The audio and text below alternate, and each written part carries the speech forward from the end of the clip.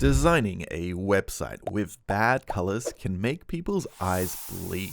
You're in luck because there is a trick to designing websites without bounce rates of 100%. And this trick is a bit of a secret in the design world, but not exactly how you might think. It's not like the Adobe Figma acquisition, which secretly no one is actually excited about. I'm going to implement this trick in just 5 seconds on my favorite website. This is Stripe, and you can tell it's got some very nice colors, but on top of that, it has very good use of contrast for those colors too. I'm going to apply grayscale to the entire website, and by doing this, we'll get a better idea of exactly just how good the contrast is. And this is the trick, to make sure that your website still looks good even when you go into grayscale mode. There are dozens of reasons why starting with grayscale is the natural evolution of UX wireframes, but in this video, we will just cover 3. The first, and probably most important, is contrast. Here is a website I created earlier called VS Code Superhero. When I apply grayscale to the website, you get to see a lot more of the contrast that's currently happening. Now, when you take a look closer, you'll be able to see that the buttons as well as text stand out quite well against a darker background. If we take a look at this rainbow example, which was terrible earlier on, and remove the colors, we can see just how poorly the contrast is working. It makes it almost impossible to read the black text that is behind this dark background. The second reason is for consistency. This is Tailwind CSS. They don't use many colors, but one thing you'll notice in grayscale mode is how consistent their website is. More time is given to consistent spacing as well as consistent typography and consistent styling for the contrast of different elements as well. Now let's take a look at our very last item, having a clean website. Here's a design that I pulled up from Dribbble. One thing that you'll notice is that even without colors, this website looks quite clean. This is because without the use of colors, we spend a lot more time looking at things like the spacing between elements and whether there's enough negative space to make all of them stand out.